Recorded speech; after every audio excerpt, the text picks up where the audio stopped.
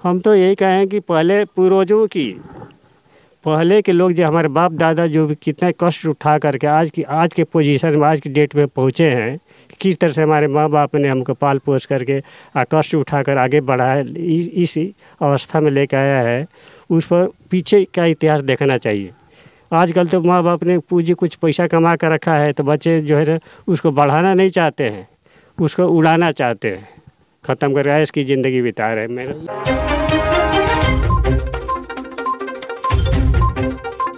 आज आए हैं हम बलिया ज़िले के रसड़ा में मांदा गांव में।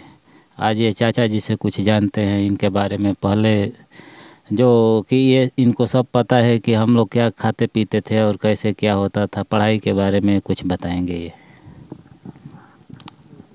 नमस्कार चाचा जी। नमस्ते। आप पहले के बारे में कुछ बताएंगे? पहले के बारे में बहुत नाजुक और बहुत ज़िंदगी बहुत कठिनाई से आदमी जिया है। हाँ, ठीक ना। उसके बाद पढ़ाई लिखाई में भी परेशानी, बहुत बच्चे सबको परेशानी होती थी। हम भी प्राइमरी स्कूल में अपन ज़िंदगी के बारे में बता रहे हैं। प्राइमरी स्कूल में हम पढ़ते थे, उस समय हम लोग कपड़ा बड़ा पहनने को नहीं मिलता था। तो अंडरवियर पहन करके हम लोग स्कूल गए। गंजी बनियान पर स्कूल जाते थे उस समय। इतनी समाज पिछड़ा हुआ था, इतना राजभर पिछड़े हुए थे कि पढ़ने लिखने नहीं जाते थे सब। दूसरी बात, इनको डराया धमकाया भी जाता था बच्चे सबको, जो स्कूल में पक्षपात की बात भी होती थी। हाँ, लेकिन फिर भी हमने पढ़ा। उसके बाद पढ़ करके मिडिल भी किया, मिडिल भी कर लिया। उसके बाद में हमने, पिताजी हमारे रहते थे बिहार में, रांची साइड में। तो आप बिहार से ही पढ़ाई किए हैं? हाँ, बिहार से ही किए। हमारा यूनिवर्सिटी की पढ़ाई बिहार से हुई है। अच्छा। तो उस समय कॉलेज में, पहले तो हाई स्कूल बिहार से ही किए है, हजारीबाग डिस्ट्रिक्ट से। तो उस समय हमको बहुत पढ़ने का बहुत शौक़ था। हमारे पिताजी तो अनपढ़ थे। अच्छा। लेकिन रुचि इतनी रहती थी, बहुत मैंने कोशिश मेहनत किया। दूसरे स्कूल से भी हमको बहुत सपोर्ट मिलता था, क्योंकि हम ब्रिलियंट थे। वो उस हाई स्कूल के प्रिंसिपल थे श्री दिवाकर तिवारी। तो वैसे ही सबको सपोर्ट मिलता था कि खाली आपको ही मिलता था? नहीं, वहाँ के प्रिंसिपल साहब ऐसे थे कि वैसे पिछड़े वर्ग के, वैसे लड़के दयनीय हालत में थे, उनके माँ बाप की पोजीशन सही नहीं था, तो उनकी वो मदद करते थे। तो प्रिंसिपल साहब थे, तो उनसे परिचय हुआ। जब हमारा परिचय लिए, एक बार उनके दफ्तर में घुसा, तो हमसे पूछने लगे, हमारा परिचय पूछने, कहाँ के रहने वाले हो, क्या है। हाँ, मेरे पिताजी कहते, तो हम बताए। तो हमारे टाइटल से वो पकड़ लिए, राजभर टाइटल जब देखे ना तो पकड़ लिए। तो बोलते कि बेटे तब तो हमारे ही इलाके के हो। खुश हुए बहुत वो। अच्छा। श्री दिवाकर तिवारी तो बहुत खुश हुए कि बेटे अब तुमको कोई परेशानी नहीं होगी, स्कूल की पढ़ाई के अलावा तुमको कुछ समझ में नहीं आएगा तो हमारे क्वार्टर पर आ जाना, घर पर आ जाना, वहाँ से हमसे तुम हेल्प जितना चाहो पढ़ाई के विषय में ले सकते हो। तो आपका जन्म कब हुआ था? हमारा जन्म सन 1963 हुआ था। आपका नाम क्या पड़ेगा? राम अवध राजभर। हाई स्कूल कहाँ से किए थे? वो सियाल कोलेरी था उस समय, जो कि रामगढ़ मिलिट्री कैंट पड़ता उसके अंदर माता था। तो हालांकि फेमस आसपास के जगह थे Patratu thermal power, PTPS। Patratu thermal power था, उससे करीब 10 किलोमीटर के दूरी पर था वो जगह, सियालडी कोलेरी। तो वहाँ से वो बहुत हेल्प किए थे। आप जॉब कहाँ किए थे? जॉब देखिए, हमने तो बहुत तत्पर रहते थे जॉब के विषय में। हमने तो पढ़ाई पीरियड में ही हमारे प्रिंसिपल से हमको जानकारी मिली कि नहीं, एक ब्लॉक में प्रौढ़ शिक्षा का ही वैकेंसी निकला हुआ है। तो हाँ, तो उस समय हमारे गुरुजी ने बोला कि बेटे जाओ देख आओ, वहाँ पर एप्लीकेशन डालिए, वहाँ पर इंटरव्यू दियो, ब्लॉक पर जाओ। गया, हमारा सिलेक्शन हो गया। तो उस समय बड़े बड़े लोगों को जो है ना, जिनको बूढ़े लोगों को प्रौढ़ शिक्षा था, उसमें उन लोगों को इकट्ठा किया। 20-25 आदमियों के नाम का सूची बनाया और उनको सजा किया। घर घर जाकर अपने घर ही बुला लेते थे, पढ़ाते थे। कुछ हमको पैसा मिल जाता, पोट खर्चा भी हमारा चल जाता था। तो पहले के समय में क्या लोग खाते थे, क्या पीते थे, इसके बारे में कुछ आप बताएंगे? हाँ, पहले खाने पीने में बहुत परेशानी होती थी आदमी को। पहले इस समय जो चावल गेहूँ और धान जो हो रहा है, चिकनाहट वाला जो खाना मिल रहा है, वो चीज़ नहीं मिलता था। खेतों में सिर्फ ये होता था। तो पहले क्या लोग खाते थे, ये नहीं होता था तो?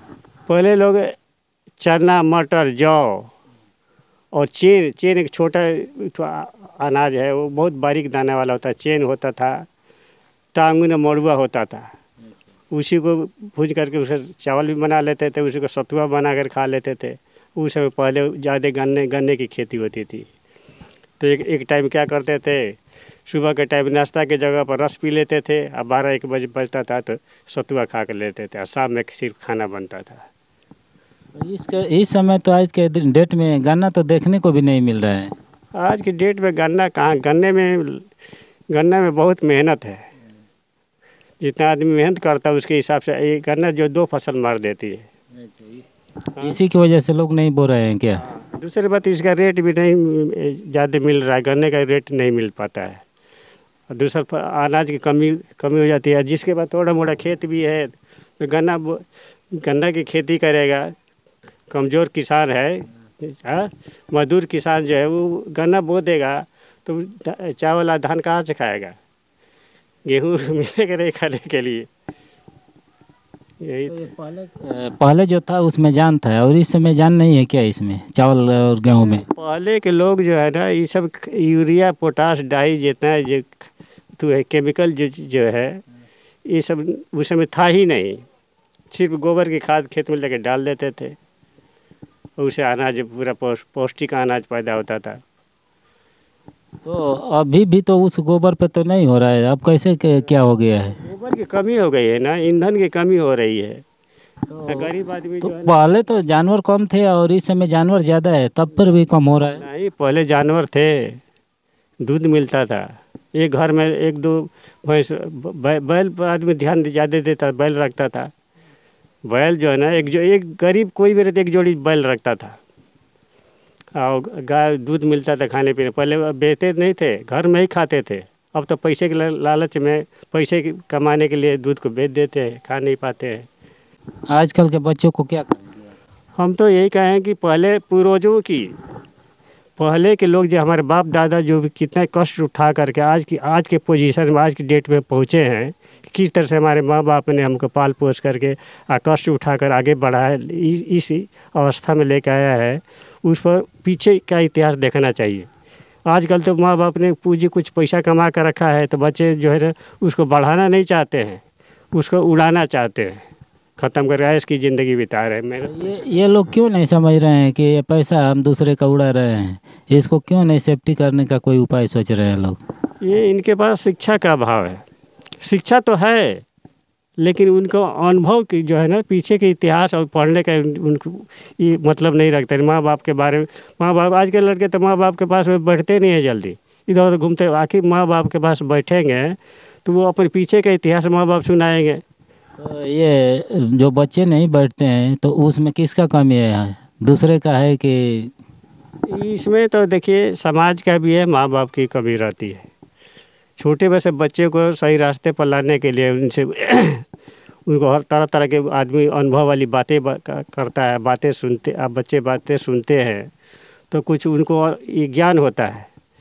लेकिन आजकल साथ संगत से बच्चे खराब होते हैं, इधर उधर घूमते हैं फिरते हैं, क्या खराब लड़कों के साथ में रहते हैं, संगति से जो खराब हो जाते हैं।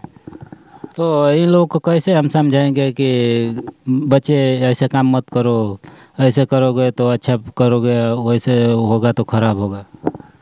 अरे देखिए भी इसमें ये है कि बच्चों को समझाना बड़ा मुश्किल, उनको शुरू से ही ना उसमें ऐसे दिमागी उनके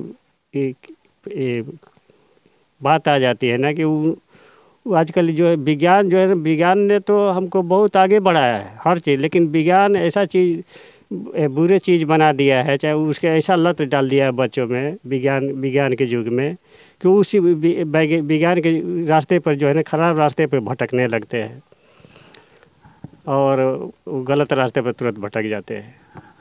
चलिए, जय हिंद।